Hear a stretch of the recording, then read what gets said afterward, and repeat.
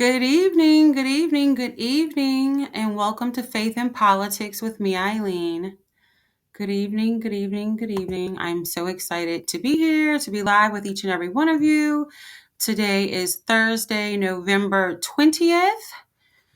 And of course, I always think we have a great show, but I hope you will too. We're going to jump into it soon and let everybody kind of know that I'm on live. So I am currently live on Podbean, so you can always find me there every Tuesday and Thursday at 6 p.m. I am live. So I'm live on Podbean, which is my kind of home app. I'm also live on YouTube, Instagram, and TikTok. So you can always find me there. But if you ever miss a show, do not fret because we are 100% everywhere that you podcast and everywhere that you want to be. So I'm going to name them for you because I cannot remember them all myself. So you can listen anytime if you've missed a show at Apple, YouTube, Spotify, iHeart, Amazon Music, Podbean, Player FM, Listen Notes, Pod Chaser, and Boomplay. So if you podcast on Apple, if you podcast on iHeart, Spotify, you can find me right there, Faith in Politics. It's a little purple sign, as you've seen kind of everywhere else that matches the book. And so it'll be the purple kind of visual that matches the book everywhere. So you can find us again at Apple, YouTube, Spotify, iHeart, Amazon Music, Podbean, Player FM, Listen Notes, Podchaser, and Boomplay. So this is episode 37. Welcome, welcome, welcome. I'm excited to have everybody here and everybody who jumps on throughout the podcast. I believe we're going to have a good show. And so let me just break down what we're going to get into so you know. So if you pop on and pop back on, or if you want to listen later, you can know what we're going to talk about. Well, we're gonna give you an update on the spiritual takeover. I really just started it, and the Lord kind of pushed me into different directions, and it's grown. So I'm really kind of excited to share that with you. The budget deficit. I'm going to give you an update on that because there was a meeting yesterday in City Council, and the City Council approved something. So we need to know what it is and how that works. I'm going to give you the breakdown of that. Of course, we're going to have a Civics 101 segment, and so I want to tell you how New Orleans was created. So you'll find that out in our Civics 101 segment. And then, of course, we have New Orleans trivia. And then I'm going to leave a little time at the end for any residents' questions. So if you have a question or if you need something answered, please let me know, and we'll try to get through those towards the end of the show with whatever time we have left. And if there isn't any extra time, what I'll do is I'll take your question and I'll probably make it into a post, because if you have the question, I'm sure someone else does. That's what I've really found as I've traveled New Orleans through just the recall, the election, and just kind of growing up in New Orleans. We need to share the information that we have so we can all be a stronger New Orleans. So let me tell you a little bit about the book that I wrote and kind of how all of this started.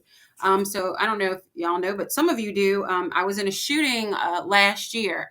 And so clearly I was at home after it, and I was like, okay, God, what do you want me to do? And he said, write a book. So I was inspired to write a book by the Lord. And it's crazy because, well, it's not crazy. I had already done the research because I know he had put it on my heart, but I had not walked the walk. And so I walked the walk after that because, I'm like, you do what you're told, right? And so I wrote the book, Faith in Politics. It is a guide for each and every resident. It is to empower you. It is to give you the information that we all need so we can be a stronger New Orleans. So the books are on sale. You can get them from me because we're having meetups throughout the city, either one-on-ones or kind of group sessions. So you can pre-order them now because I have, I'm putting out an order soon to come about in a week. So if you'd like to be in that group, you can pre-order with me now. There's $15 at Cash App. $15 at Cash App, Faith in Politics. I had so many people reach out and say that they wanted to buy it directly to me, so I just made it easy like that. So Cash App, Faith in Politics, and it looks the same. It's purple like this. If you put you do $15, or if you actually wanted to sponsor a giveaway, you can do that too with a donation. And so I will kind of DM you with the information, and then we'll meet up. If you do not want to do that, you can always order it from Amazon. The book is right there on Amazon as well. And if you cannot afford the book, I'm literally trying to give the information away for free to make sure everyone understands the rules of the game, because if we don't know, then how can we referee? So you can get that link in my bio. You just hit free PDF, and then you can have the whole book. So please go and do that and share the information with your family and friends. If you want to reach out to me, my email is faithinpolitics504 at gmail.com, faithinpolitics504 at gmail.com. And you can give me a call at 504-434 2827. That is 504-434-2827. That is Monday through Friday, 9 to 4. I'm open to partnerships and things of that nature because foundationally, what all of this is Carter Business Development. That is my firm. And I do outreach, I do business development, strategic development, and things of that nature for small businesses, nonprofits, and systems, all the way up to governmental agencies. As you see, I did that for the city of New Orleans for 3 years. So I'd love to work with you if you're interested in growth. Let me know what you have ideas, and let's make magic happen. So with all of that being the case, let's jump right in to what we have going on, because the name of the show today is Foundation. And why I was like, Lord, what are we going to talk about today? And it's crazy because I've had a lot of people supporting me as I walked, and it really just started with me walking my block because there were a lot of car break-ins in our area. And so I was like, God, what is the deal? And he's like, you take care of it. Like, I left you there with Dominion. Like, what are you gonna do about it? So I was like, okay, bet. So I was like, I started walking my block and taking authority. And after that, we haven't had any more car break-ins or anything like that in our neighborhood. So I was like, okay, well, does this work, for larger areas? And God's like, of course. What are you gonna do about it? So here we are. And I was having this conversation with a resident, and she was like, you remind me of when they walked the wall of Jericho. And I went and I read the story in the Bible, and I was like, you know what? Yeah. And so today was the seventh day. So it just kind of fell on my heart. And so as I've been doing this, I was praying. I was like, God, how do you want this to happen? Well, I would love to grow. I mean, we can start with individually. You can just walk your own block, but I want to grow into meetups. I am talking to organizations to do some maybe block parties throughout, because I said that on the campaign trail that New Orleans wasn't, we lost our unity. So this is a way that I can kind of do that. Just, you don't have to be elected to do stuff.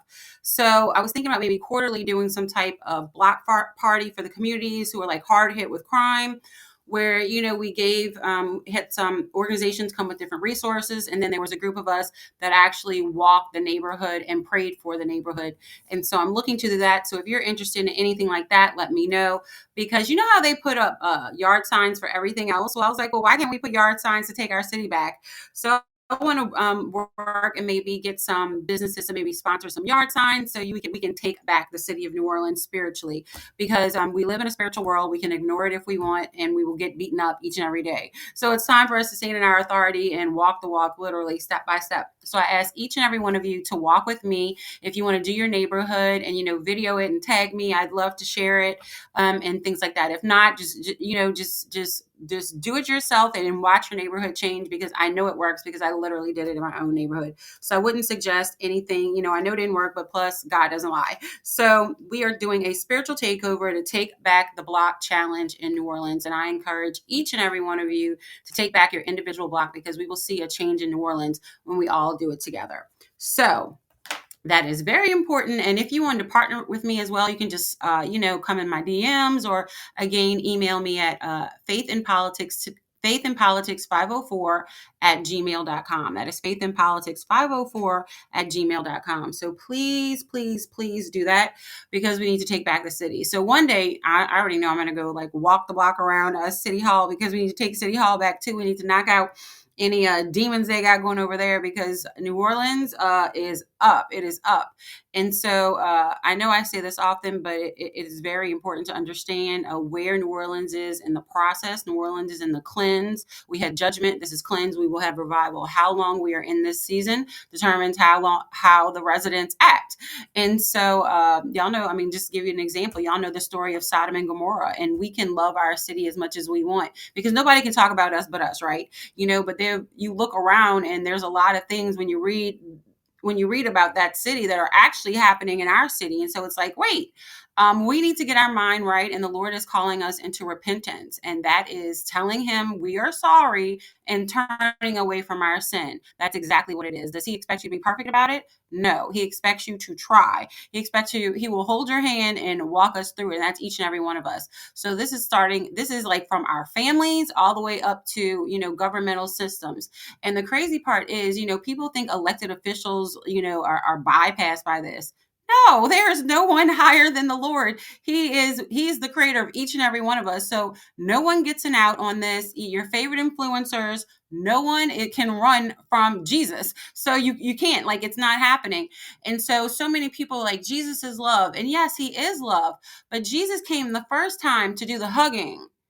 That was the first time.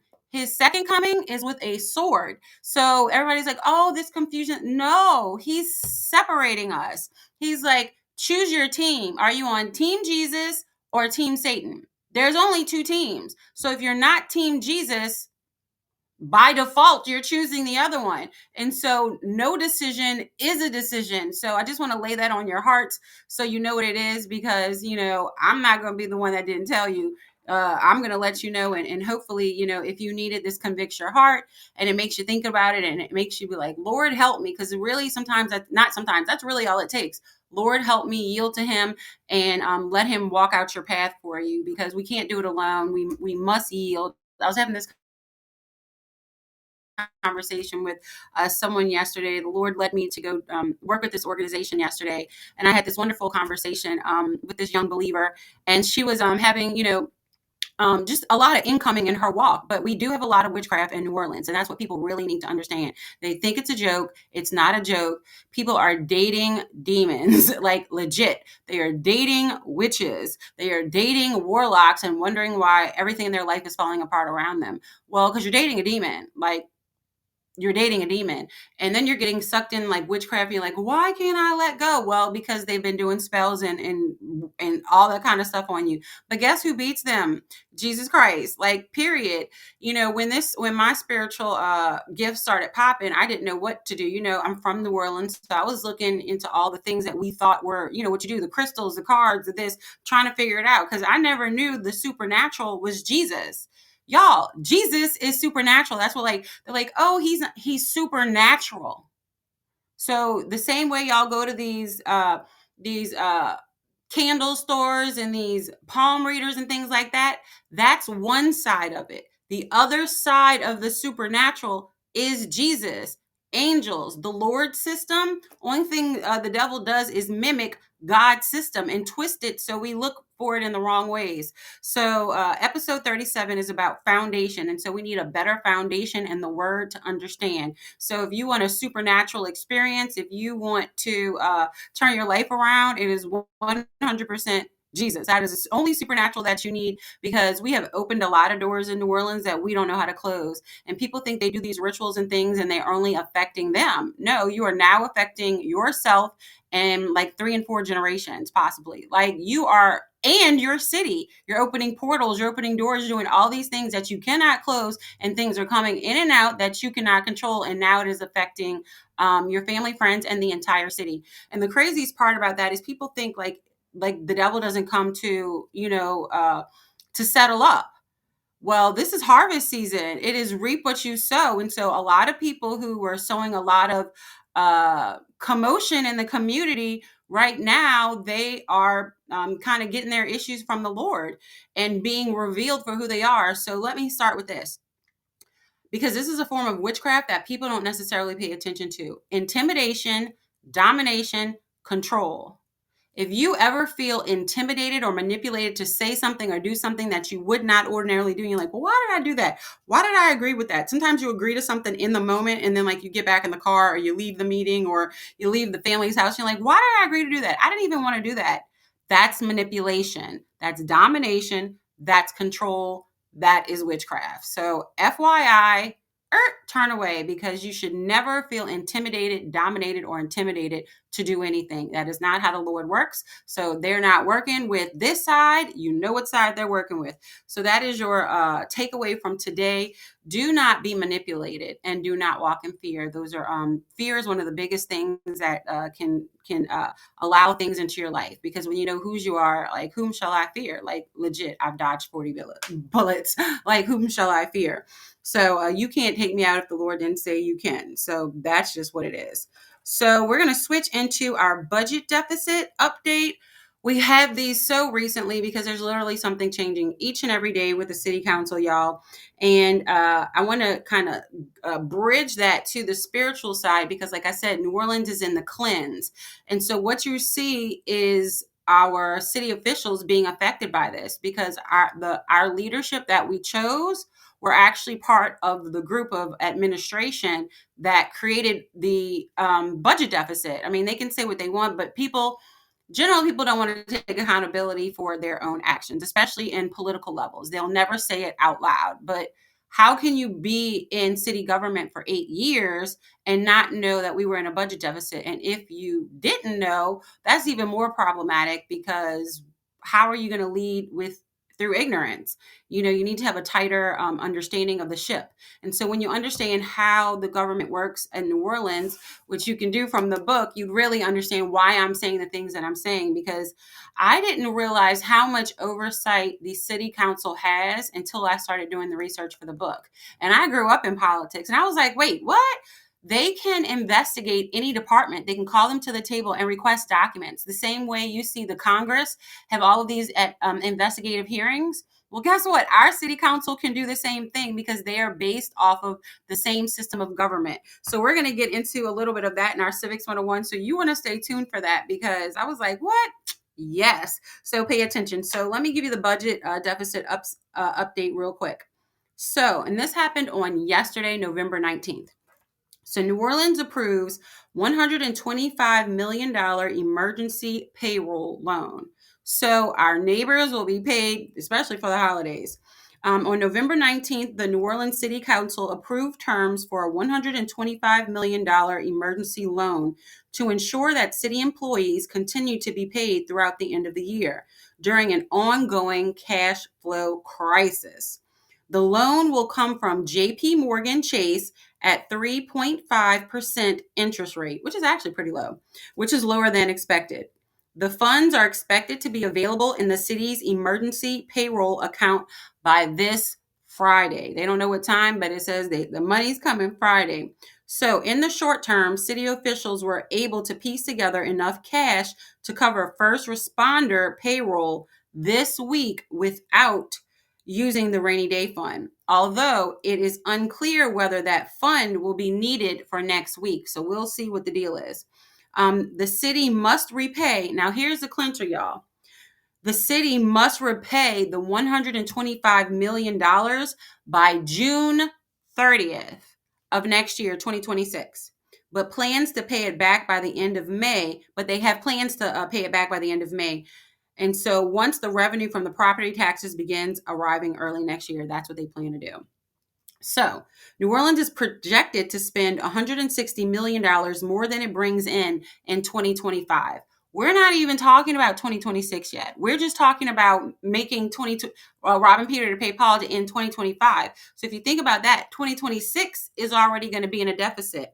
Yep, you got that right.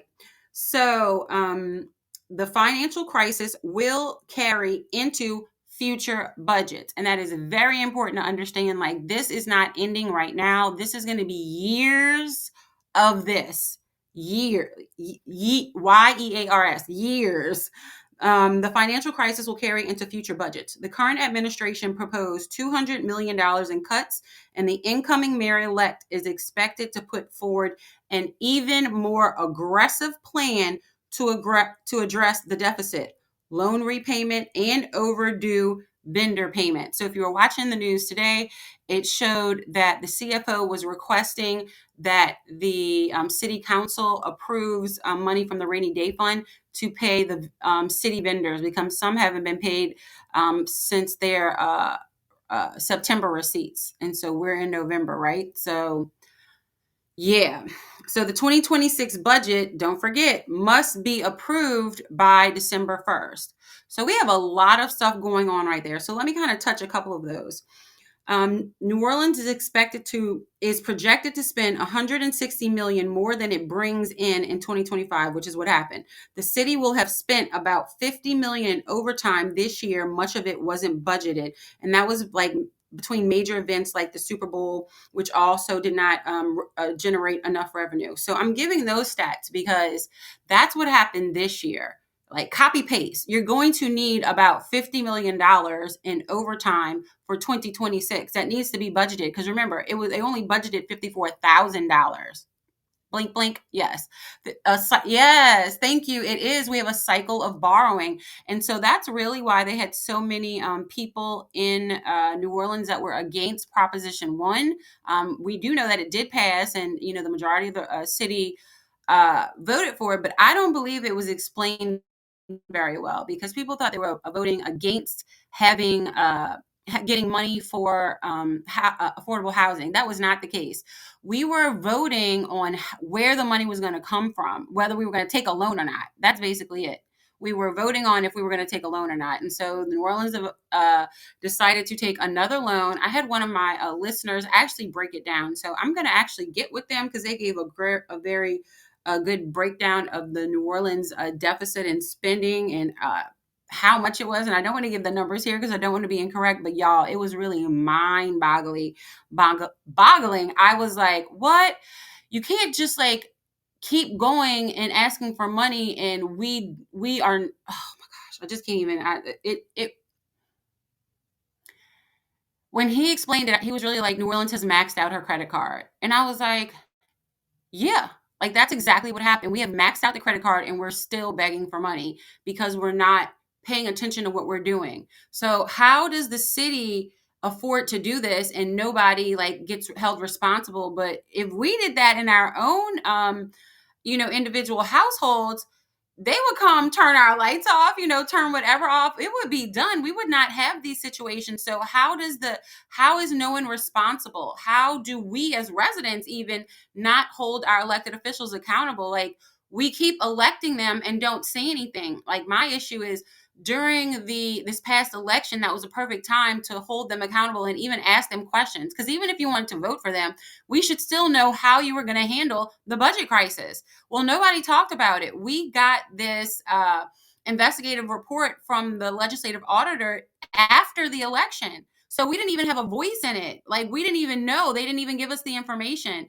But they have been knowing this has been going on for years. The CFO is like, we've been giving monthly reports. They've had meetings. They have, y'all, but speaking of that, if you do ever miss a city council meeting and you want to catch up, you can always watch them later on their YouTube channel, and that is at NOLA City Council, at NOLA City Council, and the city council website is council.nola.gov, council.nola.gov. So I want to make sure I give that out, because on their website, you can go to the bottom and you can subscribe.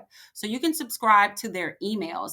And you can choose which ones you want, what things you're interested in, and they will send you email updates on those things. So you don't have to go running for stuff. We know a lot of people are busy and they day-to-days. You may be listening to me on your ride home from work, but I want to make sure you know where you can get information that if you're interested in it, and hopefully you are. I ask you to choose the topic that's in your sphere of influence and speak up. I only know what I know, but we need people in finance, we need people in education, we need people in housing, we need people in all of these areas to be speaking up, to be letting us know what's going on step by step, so that we can be a stronger New Orleans. Oh, and I want to throw this out there too.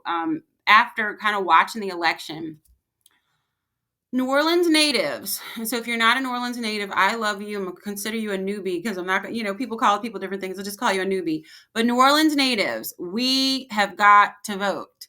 We are being drowned out in our own city. New Orleans natives must show up at the polls. I do not know how to say it ever more clearly.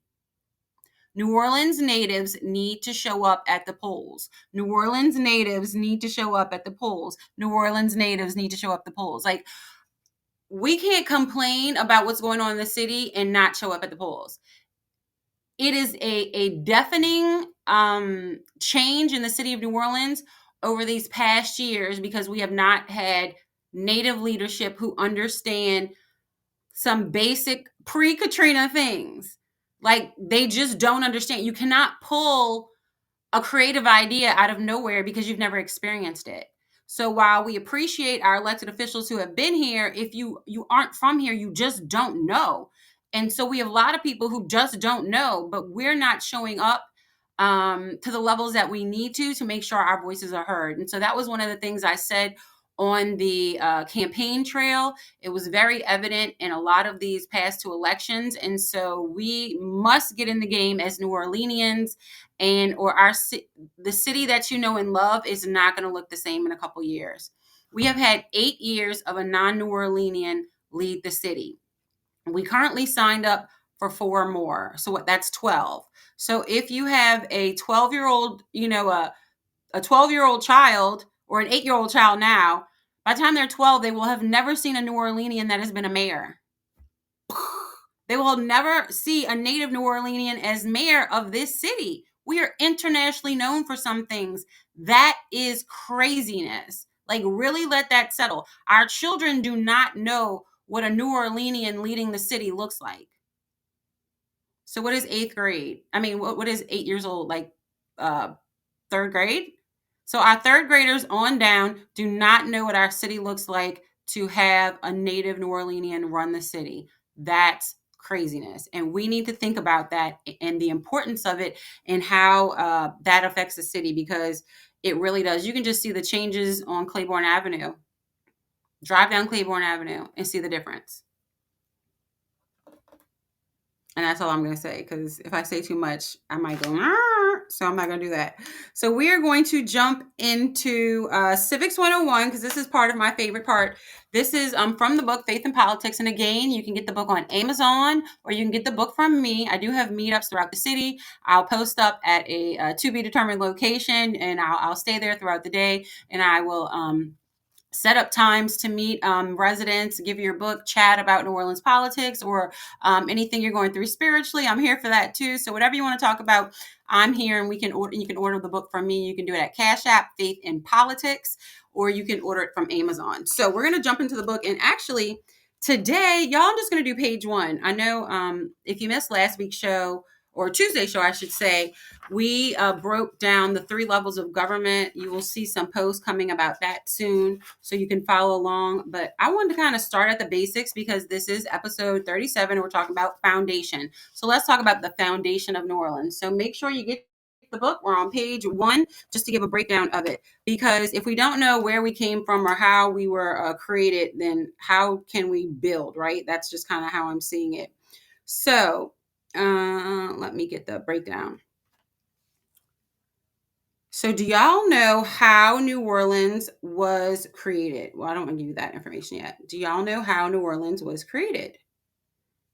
Do you? Well, we were created by the city charter. And you'll hear a lot of our politicians talk about the charter. That is the legal document that we need to follow to make sure everything flows correctly. So it says the mayor, these are your responsibilities. The city council, these are your responsibilities.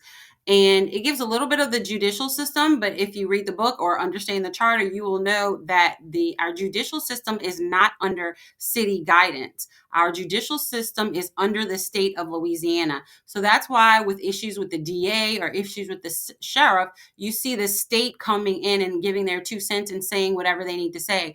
Well, that's because the judicial system is under the state of Louisiana. The judicial system is not under the city of New Orleans. And so that's why it's so important to understand who does what, so we know where to guide our focus, complaints, or solutions, so that we can all be stronger together. So, understanding New Orleans government structure. New Orleans operates under unique mayor-council system modeled after the structure of the United States government, with 3 branches: executive, legislative, and judicial. These branches work together to ensure accountability, balance of power, and effective governance. Now, let me give you an example, because you think everybody is set up like the same way with the 3 branches. Everybody is not set up the same way. And I can give you, our neighbors are a great example of that. Jefferson Parish. Jefferson Parish does not have a mayor. Have you ever wondered why? Because they have a different form of government. We have a mayor, council, strong form of government. They do not have that. Even Baton Rouge. Baton Rouge does not have a strong mayor form of government. The mayor actually sits as the president of the council. So they have a different type of government too. So Baton Rouge's government, New Orleans government, and Jefferson Parish government all have three different systems. And so if you wonder, why are they titled that way? Or why doesn't Jefferson Parish have a mayor? Because we do not have the same system of government. And so that's a wake-up call for a lot of people, because they're like, oh, I never thought about it. Well, you should think about it so you can know who does what and who's responsible for what, so that we can be stronger. And share the information with your kids, because they shouldn't have to wait till they're 30 or 20 or 30 years old to figure this out and find out. So the Home Rule Charter. The Home Rule Charter is the foundation of modern government, of our modern government in New Orleans. So now you got the reason why episode 37 is foundation. So New Orleans' system of government is anchored in the Home Rule Charter, which provides the city with the authority to self-govern within the limits of Louisiana Constitution, and outlines responsibilities and powers across all branches. So that's also important to know as well, that we can create our own laws, but they cannot go against the laws of the state of Louisiana. Let me repeat that. New Orleans can create their own laws, but the laws cannot conflict with the state of Louisiana. So let me give you an example of how we can be self-governing outside the state. So I was the social media manager during COVID. Fun, but I was. And the reason why New Orleans could set different standards is because we had our own self-governing health department. And we are Orleans Parish. So that's why it only affected New Orleans. You had other parishes around the state that had to follow the guidelines of the state of Louisiana. But New Orleans did not have to, because we have our own health department, our own agency, which makes us very unique compared to the rest of the state. So that is another thing that you didn't know, but now you know. But I learned that, it's one of those things I learned while working through government, that New Orleans has its own health department. And when you read the charter, you understand that as well. And so that is all in the book. We're not getting to that part. That was just kind of laying yap while I was at it. But that's why the city of New Orleans was able to have its own guidelines throughout COVID. It's because we do have our own health department, which is created in our city charter. So the history of the Home Rule Charter for New Orleans. It was adopted on January 1st, 1954. So if you think about that, that isn't that long ago. It's not even 100 years. So we have only been in this form of government that we have right now since 1954. Have you thought about what it was before that? That's New Orleans trivia, so I'm going to save that for later. But we have only been under this chartered system since 1954. It was drafted by a charter committee established in 1954. The purpose of the reform was replace the outdated 1912 form of government. The new structure created a mayor-council government with 7 council members, 2 at-large representatives, and 5 district representatives. So that is the current status. The city of New Orleans still operates under the 1954 charter with amendments that are made over time. So when they're saying this is a charter amendment that they have to put on the ballot, they have to come to the residents of New Orleans, and we have to vote if you want to change something in the charter. And that's what they recently just had stuff on the ballot. So that's what you did. We changed things in the city charter by amendment, by our vote. So that's important to understand how the charter was set up, how it gets changed, and things of that sort. So we really need to understand how it works. So what we created in that 1954 charter was a strong mayor system. And like I said before, there are different forms of government, but New Orleans has a strong mayor system. So the Home Rule Charter established a strong mayor model, giving the mayor broad authority over administration, budgeting, and city operations, while the city council, y'all, this is the same word I use all the time that they run away from. The city council provides oversight, accountability to maintain transparency. And our city council is also over our utilities. So let me say that again, because a lot of people, the city council members do not, I don't know if they didn't read this part of the charter, or they just don't want to be held accountable for like their piece of it. But it's like three three stages of government, right? Executive, legislative, and judicial. Like, this is your lane. Like, take up your lane. They have not been taking up their lane, which is why we're in the situation that we're in. They have had weak oversight, and that's kind of the conversation that was had at the state. And if you listen to Baton Rouge media and you listen to New Orleans media, you could have the same. It could be the same report, and you will get two different perspectives. It's nuts, because I find Baton Rouge, especially when they're talking about state matters, are much more neutral, and New Orleans is very biased. If you just listen to us, you think our elected leaders are just holier than thou and they do no wrong. I'm like, y'all have lost your mind. Please be honest with the residents and do not gaslight us. So I encourage you to get your information from more than one source. I encourage you to listen to Baton Rouge News as well, especially on city matters. When our city leaders go to Baton Rouge, I believe you should listen to Baton Rouge News and see how they report on New Orleans. It's a very different take, which will give you a different perspective, and it will definitely open your mind. Because when I started listening to it, I was like, oh, for shame. Then I was like, well, wait, they are wrong. You know what I mean? So it is what it is. The city council provides oversight and accountability to maintain transparency. And unfortunately, they have not been doing that. So we find ourselves in a situation where our new elected officials, a handful of them, were there during the budget deficit being created, and are now the group that are going to have to be digging us out of this hole. And so we wish all of them the best, because we want the best for New Orleans and our natives. I'm not a hater. I'm just delivering the news. It is what it is. And the truth is the truth. The truth is you were there when it was created. And you can't act like you weren't.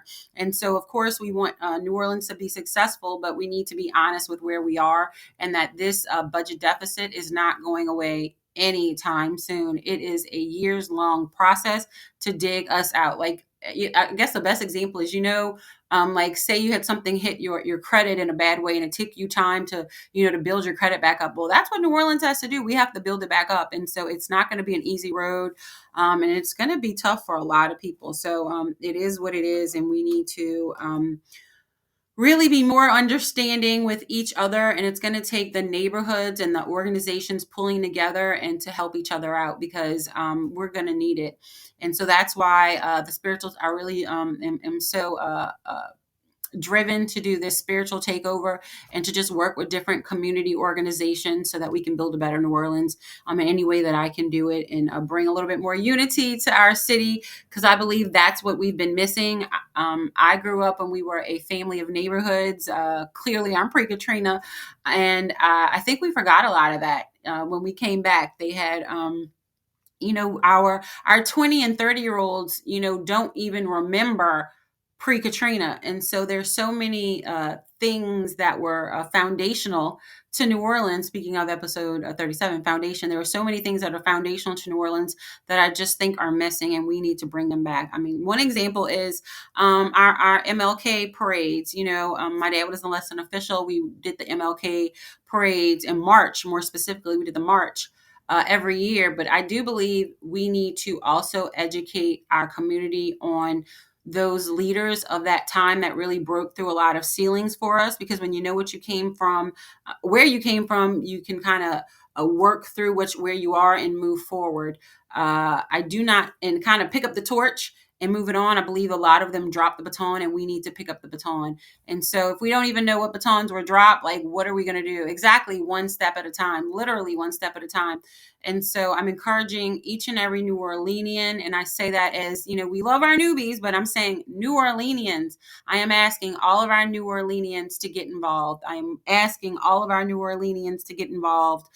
We need your voices. We need your history. We need your understanding of the city, and we need your perspective, because it's very important as we move forward in these years, especially having another administration who, is not from New Orleans. There are just things you just don't know because you're not from here. So I believe New Orleanians really need to be a voice. I encourage you to get on different committees and boards.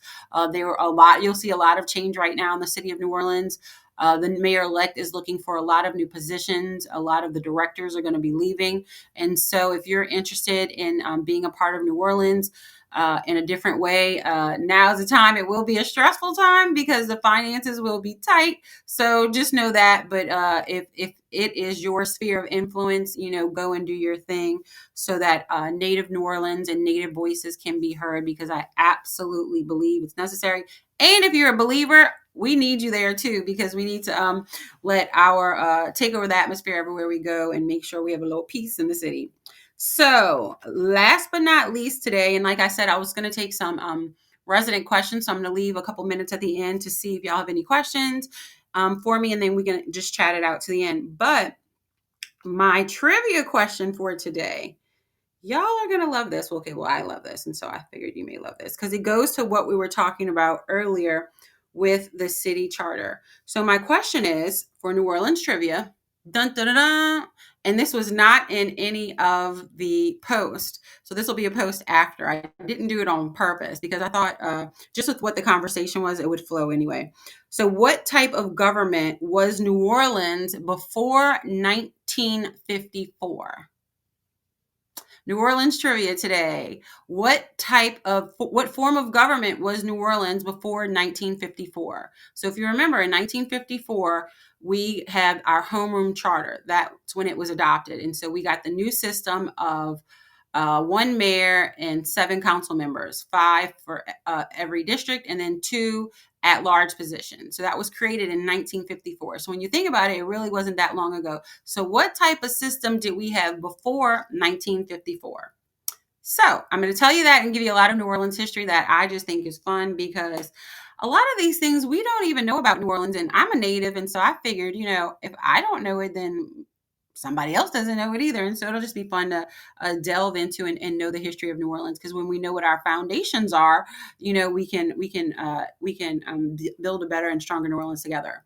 So here's the answer, y'all. Before New Orleans' 1954 Home Rule Charter, the city was under a commission form of government created by the 1912 Charter. Yes, 1912. So the commission form, which began in 1912, featured a mayor and 4 commissioners who were all elected at large and oversaw different city departments. So that's kind of interesting. So they had more direct control that way. Interesting. So from 1912 to 1954, there was a commission form of government. The 1912 charter established a commission form of government with a mayor and 4 commissioners elected to 4-year terms. And prior to 1912, see y'all, I'm giving it all to you. New Orleans had gone through several different forms of government, including a bicameral council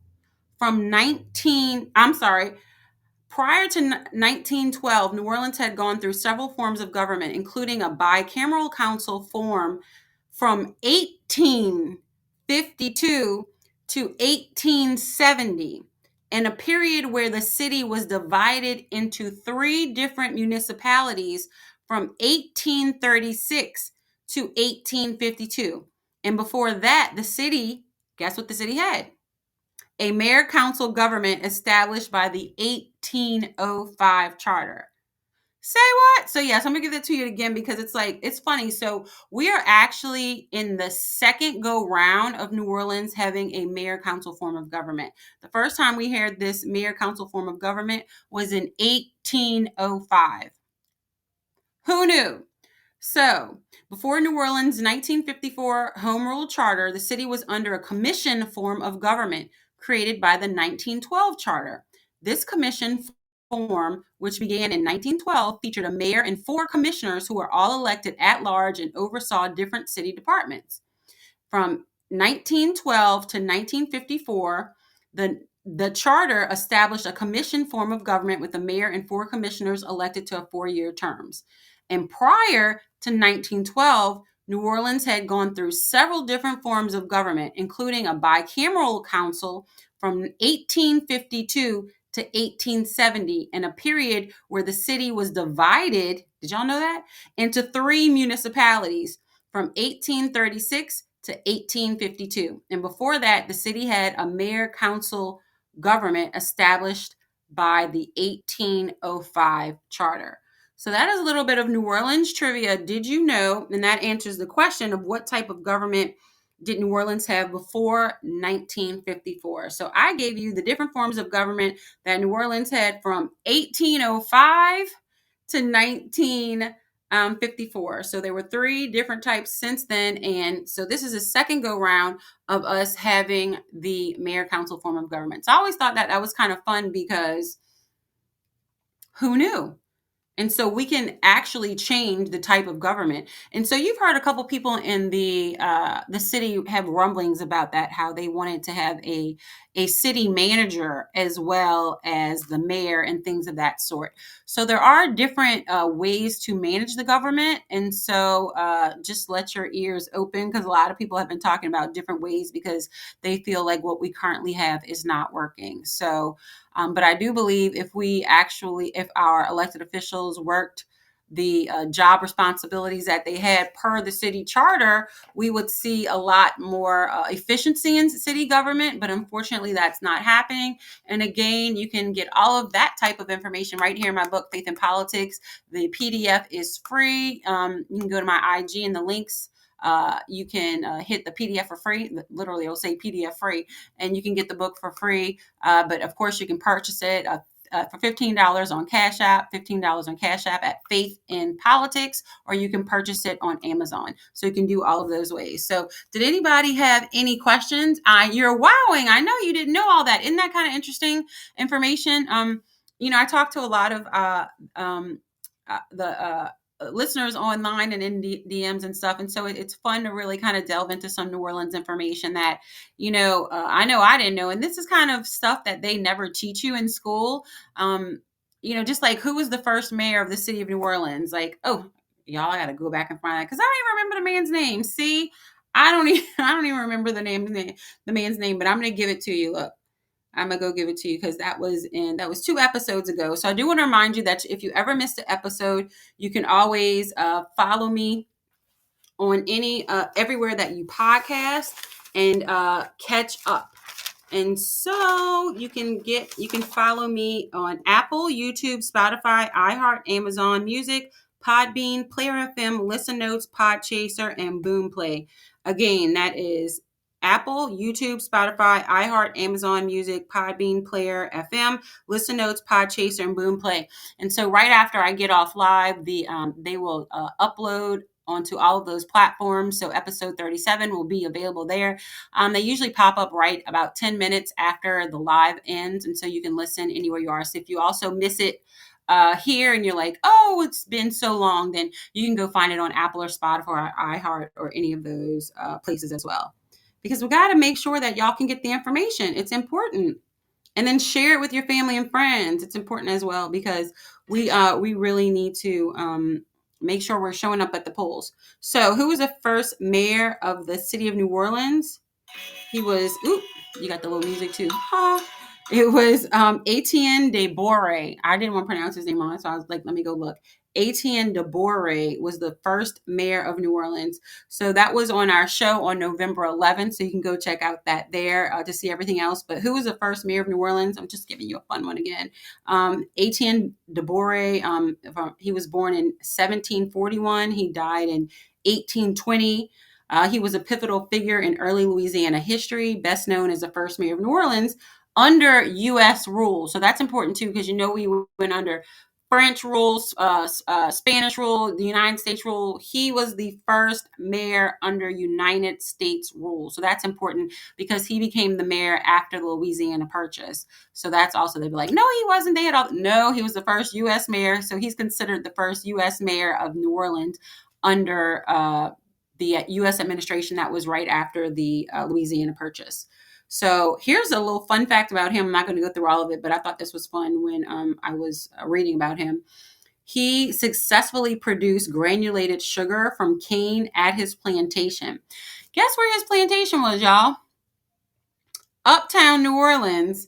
Yep, his sugar plantation was uptown New Orleans, and so his former plantation later became part of Audubon Park.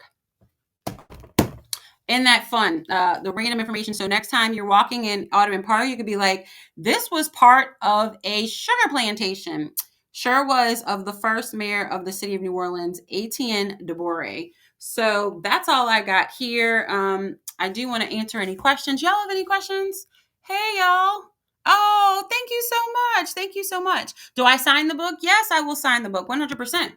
Autograph the book. We can have conversation about politics, have spiritual conversation that always pops up as well, because we really do live in a spiritual world, and we just need to make sure that we're protected. And so, I do.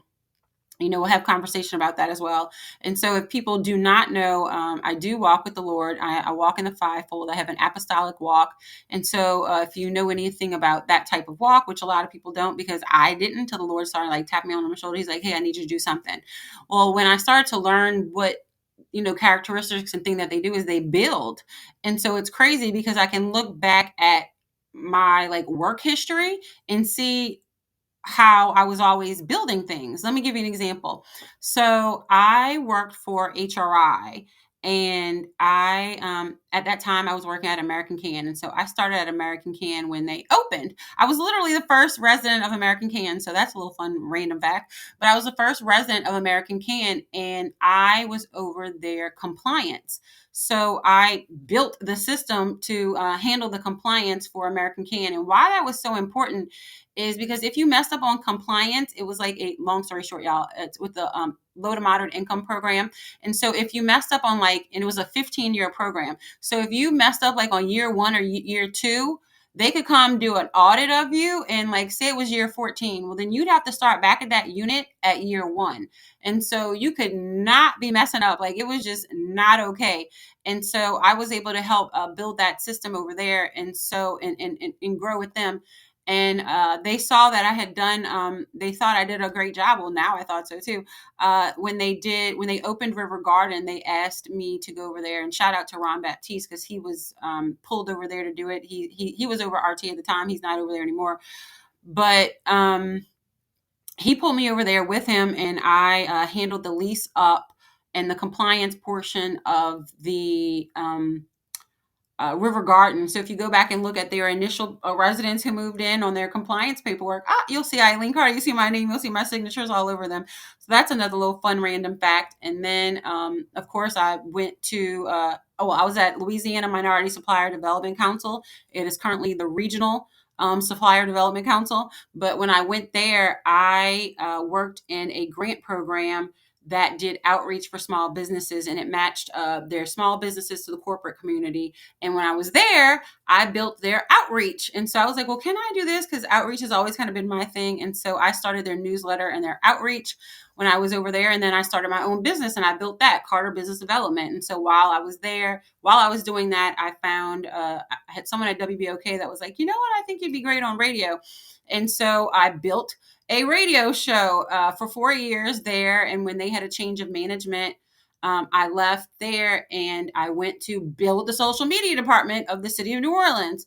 And so then, y'all may know me from these other things, but, we built the recall outreach. And then we built, the campaign. I'd never done that by myself, clearly, but it was definitely an education. I grew up in politics, but I never had to, do a campaign in the way that I recently had to do it. So it was definitely an education on the intricacies of campaign life, as well as the information that residents know and don't know, as well as the gatekeeping in New Orleans. Y'all, that was probably one of the biggest things that was a surprise. I knew it existed, but the levels of gatekeeping in New Orleans is really saddening. I believe there's a lot of people who like to keep New Orleans ignorant.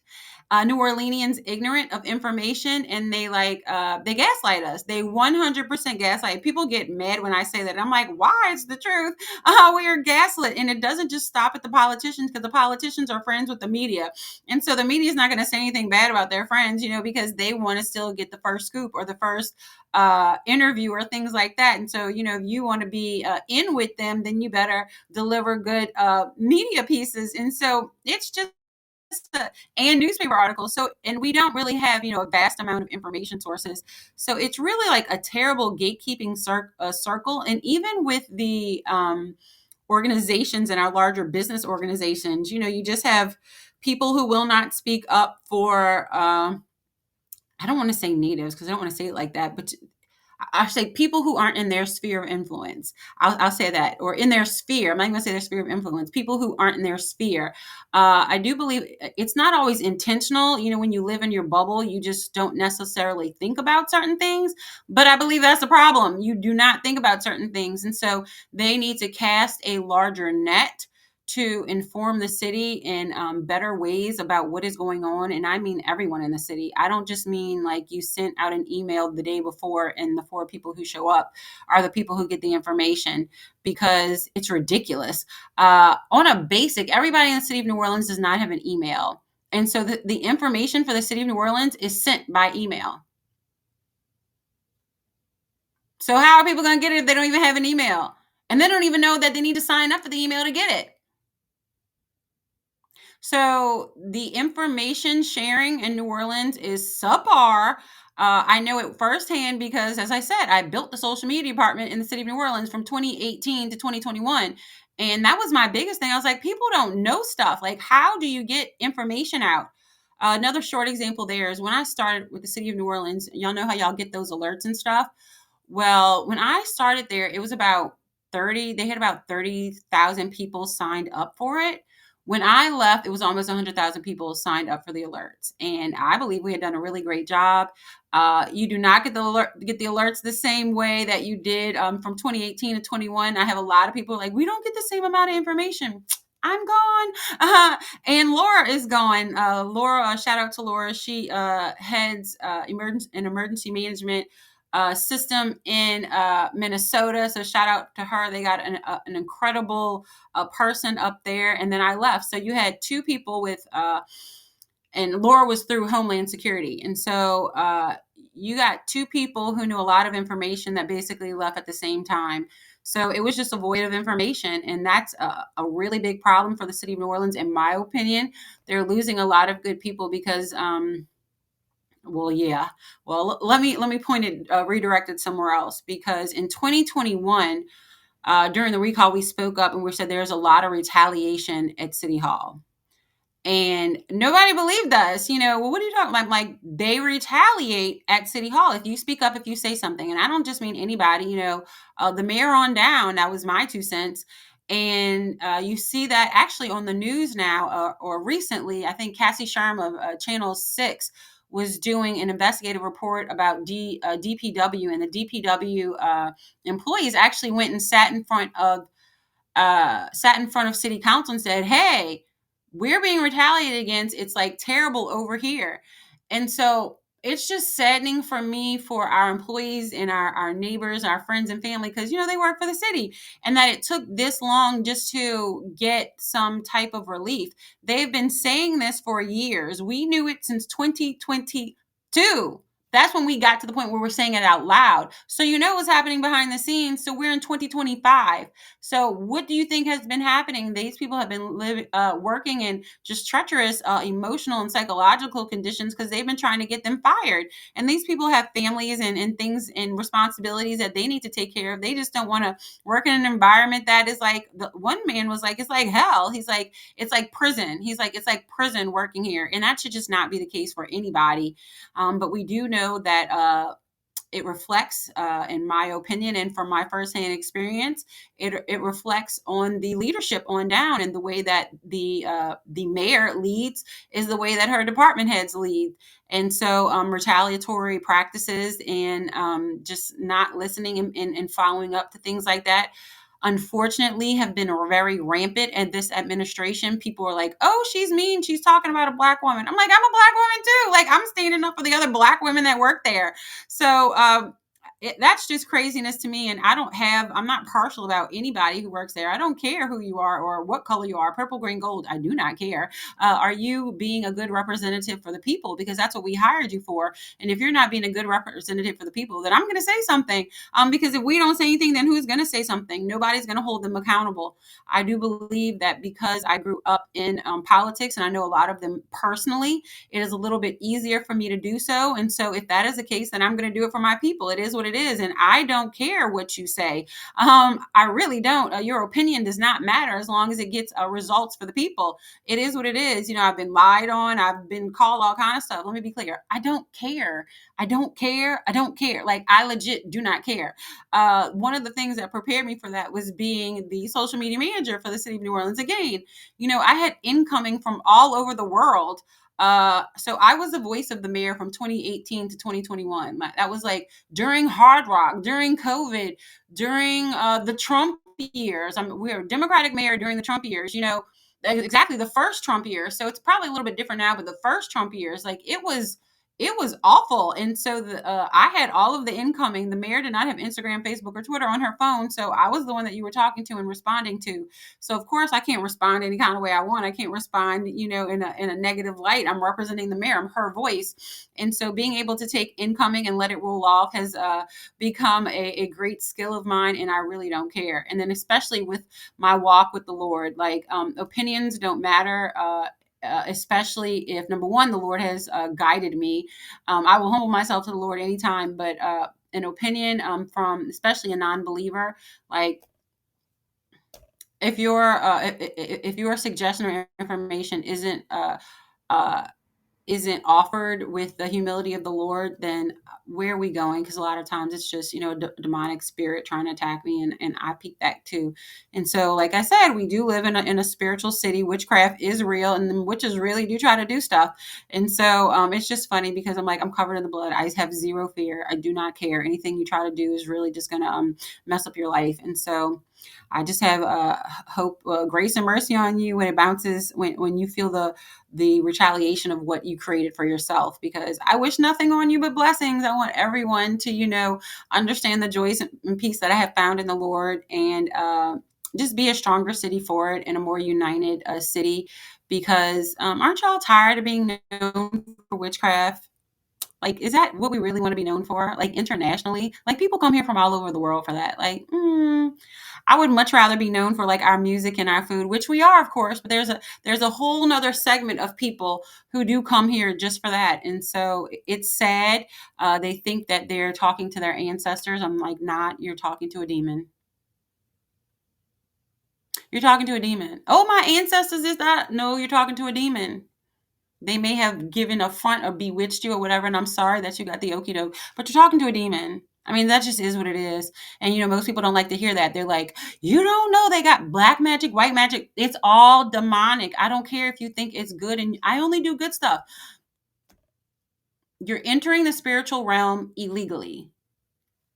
Period. Like, 2 teams. You're saying you do it, so you're on this team. They're like varying levels of a team. It's like saying, okay, I'm a Democrat, right? Well, you have moderate Democrats, and then you have very liberal Democrats. There's a range of it. You're still a Democrat, right? Okay, so, I'm a good witch. I'm a bad witch. You're still a witch. Like, it still is what it is. You're still a warlock. You still dabble in witchcraft, which is totally against the word in the Bible. Yeah, I always got one close. Don't ever be confused about that either. But, we need to understand what city that we live in, because the spiritual realm is real, and Jesus is realer. And so that's what time it is. It is harvest season. And so I do want to explain that too as well before I hop off here. People are like, what is all the confusion and all the arguing going online? You've seen people argue that you never would have seen before. The Lord is revealing certain people, and people that you thought were totally one way and are totally not. People you would have thought have been advocates, and they do all these great things, but how did they get their rise? What did they do to get their rise? Is it on a foundation of the Lord that he gave them the giftings, or the devil gave them the giftings? There's only 2 ways to get a gift. Either God gives you a gift or the devil gives you a gift. Period. There's only 2 ways to get a gift. So if you based your growth off of gifts from the devil, he's coming to reap. He's coming to reap. Right now, it's reaping season. And so people are popping off and all this other stuff and whatever. And a lot of times they're attacking children of God. And God's like, hold up, bet. He's like, I'm not playing this in this season. And they're seeing calamity after calamity after calamity after calamity. So if you see an influencer who is manipulative, intimidating, or dominating, you should beware. That is 100% not somebody you should be following. And I'm going to repeat that. If there's an influencer, in the city of New Orleans that is manipulating, dominating, controlling, and intimidating, you should not follow them at all. 100%, you should not follow them. Why? Because that is witchcraft. Read your Bible. A lot of people don't read their Bible. They don't think about that. And because you know what? A lot of times it's in their family too. Yes. When the Lord comes back, it is not just to, kumbaya and hug. The Lord is separating us, the wheat from the tare. Y'all know the story about the 10 virgins. 5 were prepared and the other 5 weren't. They got shut out of the feast. Separation. The Lord separates the sheep and the goat. Y'all are like, that's what's happening now. That's why you see all of these separations. That's why you see all these arguments. So my best advice right now is to let it go. Let it go, let it go, let it go. And I'm not immune to this either. There are family members that I just, prayed for, and I was just like, Lord, but you can't make somebody do what they don't want to do. And if they don't see the light, it is what it is. I ask you, this little light of mine, I'm going to let it shine and keep moving forward. Because if you connect yourself with them, it's like holding on to the rose and it being pulled down your hand, and the thorns are like, making your hand all bloody. It's not going to change the situation. You're just going to get beat up. So I offer you this to, step aside and to let go and let God do it, because he knows what he's doing and he knows what it takes to get that person to turn to him much more than you do. A lot of time we lean on our own understanding, and God said, wait up, do not do that. He knows everything. He sees everything, and he knows. And so he knows better than us. He knows what's best for us, and he knows what's best for them. So let go, let God, and just get some order in your foundation, because that's what you really need right now. Because, and I'll say this as the last thing before I go, because I didn't know how this was going to happen, and I don't necessarily know what it is, but there are going to be some large shakings coming. What they are, I do not know. It was a prophetic word the Lord gave me, and he said, it's coming. And I was like, and so when he says stuff like that, it's not really a good thing. But he said, it's coming. And I was like, oh, snap. So my 2 cents to every believer, and my 2 cents for everyone who is a Christian: if you say you're a Christian, then you need to be about your Christianity. This is not a time to play with it. If you say you're a Christian, be a Christian. If you say you're a Christian, be a Christian. Do not be lukewarm about it. It is not a time. Stand 10 toes down in your faith. Read your Bible, because a lot of stuff you've been taught you think is in there, and it's not. And a lot of things that are in there that you're like, oh, and it's crazy. Even like the golden rule. Y'all, the golden rule is in the Bible. Like, there's like a lot of these self-help books that have all of these great, these steps. They're biblical principles, and that's why they work, because the Lord's word doesn't lie. A lot of these self-help books are biblical principles. And that's why it's so funny, because I'm like, oh, y'all been lying on the Lord? Like, God said this. And so when we understand who we are and whose we are, we can be a stronger community of believers. But right now, we really need a stronger community in New Orleans, because it is up for the witches. The Lord is here. So it is what it is. Their powers are not working the way that it used to work. They're looking for sacrifices. They're looking for people. They're looking to like leech off of you. And people like, they're energy vampires. That's how people, you ever like have a situation where you're all happy, and then, or you just feel like you're full of energy or whatever. And then you're around somebody, and when you leave, you just feel depleted and whatever. Well, long story short, what happened is they stole your virtue. And that's spiritually speaking. Because so many people don't want to have the conversation that Jesus is supernatural. And I said that at the beginning, but Jesus is supernatural. We look for the palm readers and all this stuff to go figure out something. Well, guess what? The Holy Spirit will tell you, if you just tap in the correct way. There's a way to do it. You tap in with Jesus. Most people just don't want to do the work. You want to illegally go get it from somebody else. Oh, you go do it. No, God said, come to me. And, he's out there pulling in all the prodigals. He loves each and every one of us, but we have free will. And so if you choose, he's not going to force you. He's a loving God. He's not going to force you. So I just encourage everybody to choose Jesus, because I know he is always there. He's not going to leave you. He is the bestie you will ever have. and he will not guide you wrong. He literally wants the best for you and will make sure you and your family are always taken care of, because he is there when we are not, right? And so, yeah, he is there when we are not. So again, today's show was Foundation, episode 37. I want to thank everyone for tuning in. We talked about the spiritual takeover, take back the block. And I do want to, and I think I said this earlier, but I'm just going to say it again. I want to partner with some sponsors. So I'm going to be looking for some sponsors because I want to do like yard signs. We have yard signs for everybody else, but like spiritually, like we've walked this block, or, spiritual takeover or whatever it's going to say. I don't know, but something that, we'll bless the signs or pray over the signs and then put them in our neighborhoods to kind of leave, just leave a, just leave, I don't know, just an item to let them know that we were here. And like, we took this block and like, it is what it is. Like the blood of Jesus is on this block. So play with us if you want to. We really need to stand in our authority because we have it. And if we don't speak it, it's not going to happen. The Lord gave us dominion. I think that was one of the most, not surprising things, but one of the more impactful things when I started to read the Bible. I was like, wait, we have the power. And when you start reading the Bible, and especially the New Testament, well, in the New Testament, when they say letters to the Romans or letters to the Ephesians or letters to whatever, Paul is writing these letters and he says to the saints of this city, to the saints of this city. And I'm like, the saints?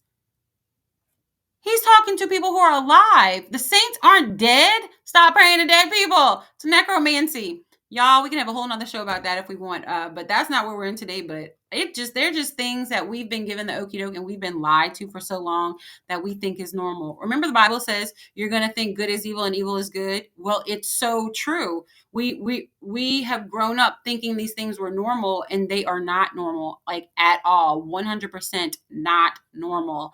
So we need to check ourselves, get back in God's order, and your life is just going to flow so much easier. So here's one of the things I suggest to you before I log off. One of the things I pray every day is, Lord, please align my day with you, align my thoughts, my heart, and my steps to your will, in Jesus' name. And so I offer that little prayer to you. And of course, I anoint myself, I plead the blood of Jesus, and I pray Psalm 91 for protection and put on the full armor of God for myself and my bloodline. So don't play with any of us, because you mess with us, you will meet Jesus 100%. I'm not going to give you specific examples now, but trust me, not the one to play with, anyone who walks with God, because his chosen, he takes care of them. And it's not something that we have to do. So I will never wish anything ill on anyone, but I will deliver a demon if they need to. I will take you out. So again, this is Eileen Carter with Faith in Politics. You can find me here Tuesdays and Thursdays at 6 p.m. Instagram, Facebook, well, not Facebook. Where did I get that from? Instagram, TikTok, YouTube, and of course, Podbean. And then you can always catch me, like I said, on Apple, iHeart, Spotify. Let me give you the rest of them. I'm listening. You can always listen anytime at Apple, YouTube, Spotify, iHeart, Amazon Music, Podbean, Player FM, Listen Notes, Podchaser, and Boom Play. And if you missed any of the episode today, which is episode 37, Foundation, you can go listen back. We talked about the spiritual takeover, the budget deficit. There was a meeting on yesterday where the $125 loan was approved, and they gave the outline of it, of the terms. And then we had a civics 101 of how the New Orleans government was created. And that was by the Home Rule Charter, which was established in 1954. And we have a strong mayor system in the city of New Orleans. And of course, we had our New Orleans trivia, which was what type of government was New Orleans before 1954. And that was a commission form of government. And so we went through the forms of government from the 1800s all the way to today. So I hope you enjoyed the show, and I hope you learned something and you share it with your family and friends. So thanks so much for tuning in, y'all, and I'm out.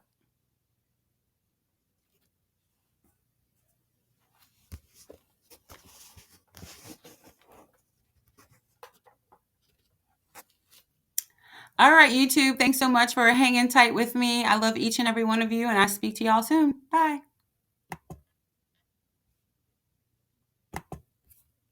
And of course, for all of my Podbean listeners, thanks so much for tuning in today.